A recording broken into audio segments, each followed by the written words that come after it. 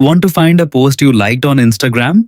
You can easily view your like history in just a few taps.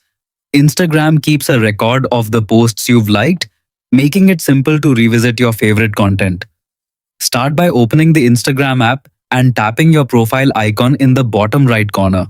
Next, tap the three horizontal lines in the top right corner to open the menu. From there, select your activity. Inside your activity, scroll to the interaction section and tap likes. You'll now see a list of posts you've liked, with the most recent ones appearing first. If you're looking for something older, you can use the available filters to sort posts by date or select a specific time range.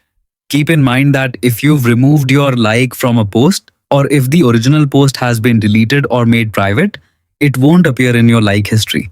This feature is perfect for finding recipes, travel inspiration, shopping ideas, or any post you forgot to save.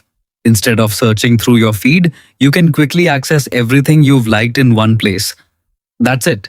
If this tutorial helped you, don't forget to like the video, subscribe to the channel, and leave a comment if you have any questions. Thanks for watching and see you in the next tutorial.